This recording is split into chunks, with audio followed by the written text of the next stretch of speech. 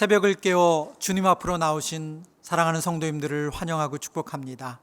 다 같이 사도신경을 고백하심으로 새벽 기도회를 시작하도록 하겠습니다. 함께 고백하시겠습니다. 전능하사 천지를 만드신 하나님 아버지를 내가 믿사오며 그 외아들 우리 주 예수 그리스도를 믿사오니 이는 성령으로 잉태하사 동정녀 마리아에게 나시고 본디오 빌라도에게 고난을 받으사 십자가에 못 박혀 죽으시고 장사한 지 사흘 만에 죽은 자 가운데서 다시 살아나시며 하늘에 오르사 전능하신 하나님 우편에 앉아 계시다가 저리로서 산자와 죽은 자를 심판하러 오시리라. 성령을 믿사오며 거룩한 공예와 성도가 서로 교통하는 것과 죄를 사하여 주시는 것과 몸이 다시 사는 것과 영원히 사는 것을 믿사옵나이다. 아멘. 찬송가 540장 주의 음성을 내가 들으니 함께 하나님께 찬양으로 올려드리겠습니다.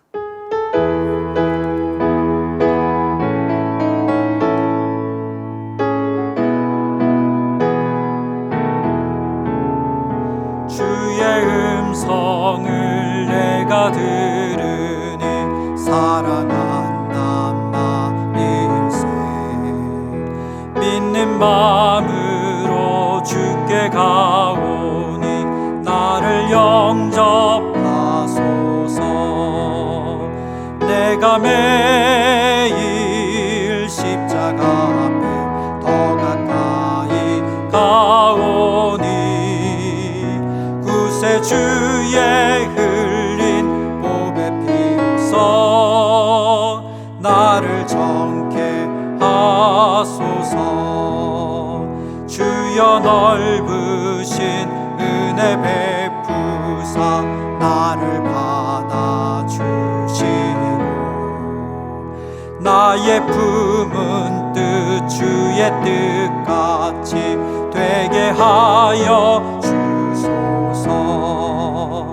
내가 매일 십자가 앞에 더 가까이 가오니 구세주의 흘린 보배 피우소 나를 정케 하소서. 주의 보좌로 나아갈 때에 어찌하니 기쁠까. 주의 얼굴을 항상 배우니 더욱 친근합니다.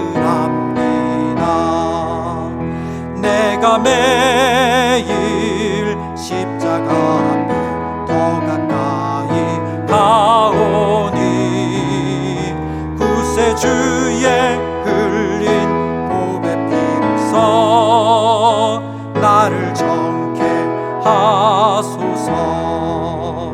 우리 구주의 넓은 사랑을 증량할 자 없으며 주가 주시는 참된 기쁨도 헤아릴 수 없도다. 내가 매일 십자가 앞에 더 가까이 가오니 구세주의 흘린 보배 피우소 나를 정케 하소서. 오늘 함께 읽을 본문 말씀은 이사야 48장 12절에서 22절의 말씀입니다. 구약성경 이사야 48절 12절에서 22절의 말씀을 봉독하도록 하겠습니다. 야곱아 내가 부른 이스라엘아 내게 들으라.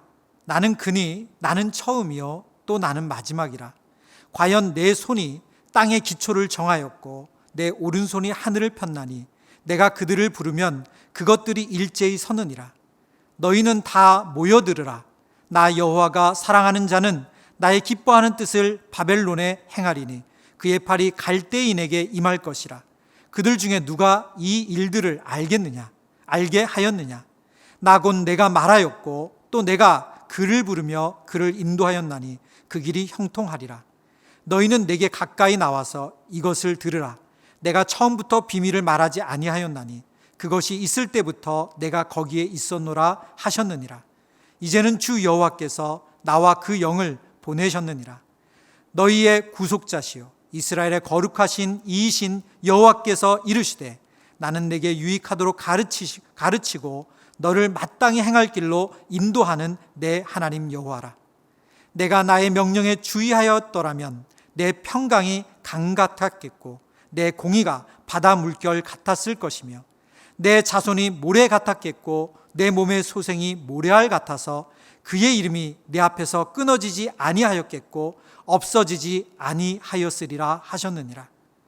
너희는 바벨론에서 나와서 갈대아인을 피하고 즐거운 소리로 이를 알게 하여 들려주며 땅끝까지 반포하여 이르기를 여호와께서 그의 종 야곱을 구속하셨다 하라. 여호와께서 그들을 사막으로 통과하게 하시던 때에 그들이 목마르지 아니하게 하시되 그들을 위하여 바위에서 물이 흘러나게 하시며 바위를 쪼개사 물이 솟아나게 하셨느니라. 여호와께서 말씀하시되 악인에게는 평강이 없다 하셨느니라. 아멘. 우리의 삶에 최적의 길로, 최선의 길로 인도하시는 하나님께서 오늘 하루 우리의 삶을 가장 좋은 길로 인도해 주심을 믿습니다. 마땅히 행할 길로 인도하시는 하나님이란 제목으로 말씀을 나누고자 합니다. 오늘 묵상할 본문은 크게 세 그룹으로 나눠져 있는데요. 첫 번째 그룹은 12절에서 16절이고요. 그리고 17절에서 19절, 그리고 20절에서 22절 이렇게 세 단락으로 나눠져 있습니다. 12절에서 16절은 새 일을 행하시는 하나님에 대해서 말씀하고 있고요. 17절에서 19절은 이스라엘 백성을 향한 하나님의 탄식의 마음이 기록되어 있습니다. 그리고 20절에서 22절은 바벨론에서 이스라엘 백성들을 구원하시는 그 하나님에 대한 내용을 기록하고 있습니다. 오늘은 두 번째 단락인 이스라엘 백성을 향한 하나님의 탄식에 대해서 그 말씀을 중심으로 말씀을 나누고자 합니다. 본문 17절 말씀입니다. 너희의 구속자시요 이스라엘의 거룩하신 이이신 여호와께서 이르시되 나는 내게 유익하도록 가르치고 너를 마땅히 행할 길로 인도하시는 내 하나님 여호와라. 내가 나의 명령에 주의하였더라면 내 평강이 강과 같았겠고 내 공의가 바닷물결 같았을 것이며 내 자손이 모래 같았겠고 내 몸의 소생이 모래알 같아서 그의 이름이 내 앞에서 끊어지지 아니하였겠다. 이렇게 말씀하고 있습니다. 이 말씀은 하나님의 탄식입니다. 여러분 어떻게 이 말씀을 읽으시면서 탄식하시는 하나님의 마음이 느껴지셨나요? 오늘 본문에 보면 하나님께서 탄식하신 이유를 이렇게 말씀하고 있는데요. 18절, 19절의 내용입니다. 하나님과 언약된 백성이, 그 언약된 이스라엘 백성이 평강도 없고 공의도 없는 상태에 놓여 있다고 말합니다. 뿐만 아니라 이제는 그들의 후손이 줄고 줄어서 끊어질 위기에 와 있다라고 말씀하고 있습니다. 이렇게 비참한 자리에 놓이게 된 것은 하나님의 계획도 하나님의 원하시는 일도 아니었습니다. 오늘 본문에서 그들이 이렇게 비참한 길로 빠지게 된 이유를 이렇게 설명하고 있습니다. 내가 유익하도록 가르치고 너를 마땅히 행할 길로 인도하는 내 하나님 여호와라. 내가 나의 명령에 주의하였더라면, 무슨 말씀입니까? 하나님께서 그들이 걸어가야 될 마땅한 길을 가르쳐 주셨고 그들이 유익이대로 끊임없이 지도해 주셨음에도 불구하고 그들이 하나님의 명령, 하나님의 말씀에 주의를 기울이지 않았습니다. 여러분, 내비게이션을 무시하고 길을 가다가 몇 배의 시간을 허비해 본 적 있지 않으신가요? 특별히 명절이 되면 우리가 내비게이션을 따라갈 것인가, 아니면 내가 그동안 잘 갔던, 익숙하던 감을 따라서 그 길을 갈 것인가 하는 그런 고민을 하게 됩니다.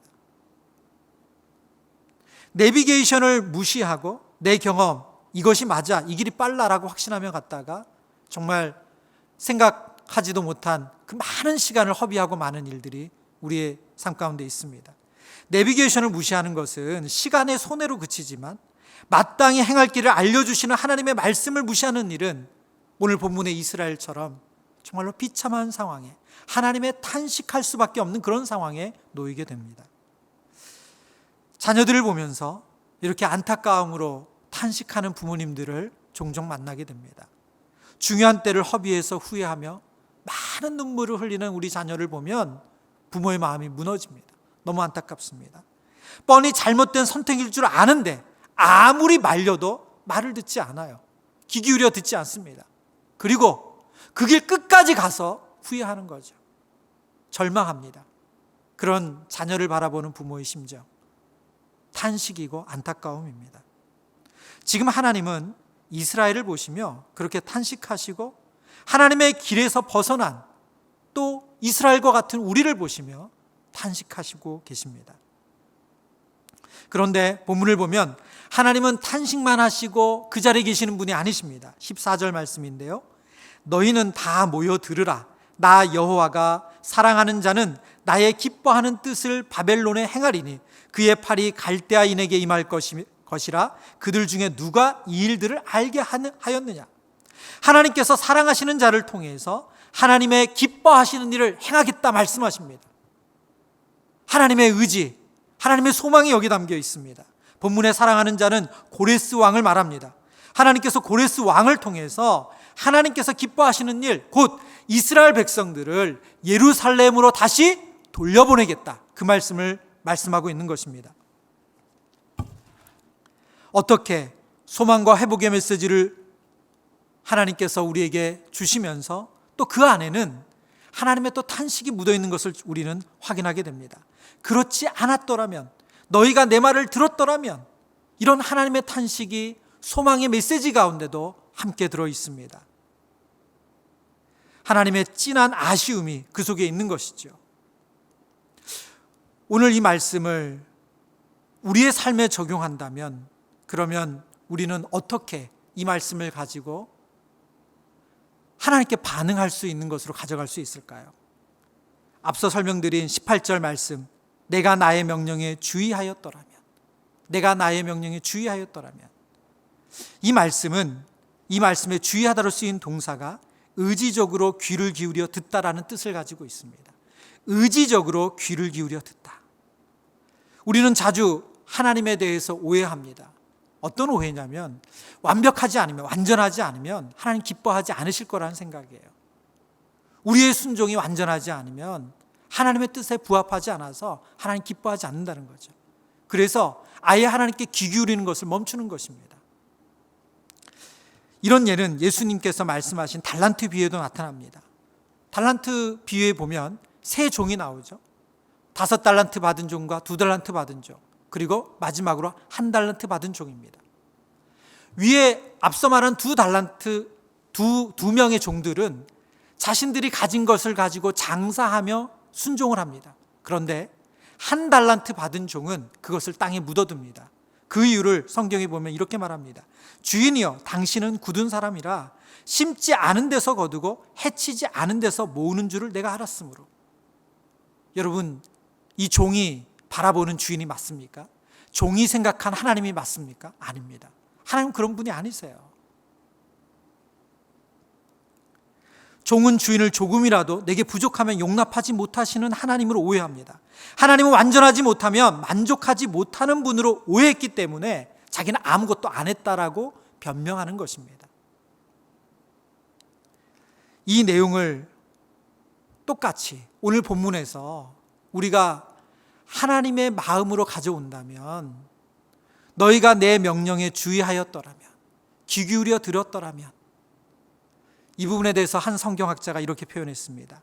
여호와께서 기대하시는 것은 실천적 완전보다는 당신의 명령에 대한 진지한 응답이었다. 하나님께서는 우리가 완전한 실천을 기대하시기보다 진지한 응답을 기대하셨다는 거예요. 이것이 나의 명령에 주의하였더라면 이라는 하나님의 마음입니다. 우리가 자녀들을 혼낼 때 간혹 이런 표현을 쓰지 않습니까? 제발 듣는 척이라고도 해라. 제발 듣는 척이라고도 해라.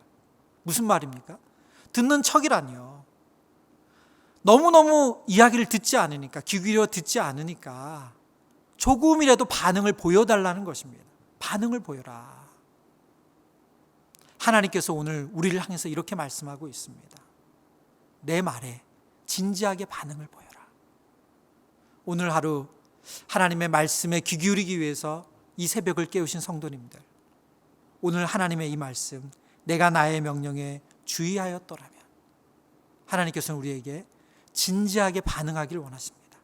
완전하지 않아도 괜찮다, 부족해도 괜찮다, 나에게 진지하게 반응만 보여다오. 오늘 하루 하나님 앞에서 진지하게 반응을 보이시면서 하나님의 인도함을 받는 모든 성도님들 되시기를 주님의 이름으로 축원합니다. 함께 기도하겠습니다. 살아계신 주님, 오늘 주님의 탄식이 우리를 향한 탄식임을 깨닫게 하여 주시고, 나의 명령에 주의하였더라면, 이 말씀처럼 주님의 말씀에 귀 기울이는 모든 성도님들 되게 하여 주옵소서. 예수 그리스도의 이름으로 기도드립니다. 아멘. 함께 우리 기도할 기도 제목을 드리고 다 같이 기도하도록 하겠습니다. 첫 번째 기도 제목은 마땅히 행할 길을 인도하시는 주님의 음성에 의지적으로 귀를 기울이게 하소서. 두 번째 기도 제목입니다. 주님이 탄식하시기 전에 악한 길에서 돌이켜 주님이 주시는 평강을 누리는 성도로 살아가게 하소서. 그리고 우리 일만성도 파송을 앞두고 전 교회가 함께 또 기도하고 있습니다. 우리 일만성도 파송 운동을 위해서도 함께 기도해 주시길 바랍니다. 우리 두 가지 기도 제목과 일만성도 파송 운동 기도 제목을 가지고 함께 기도하도록 하시겠습니다.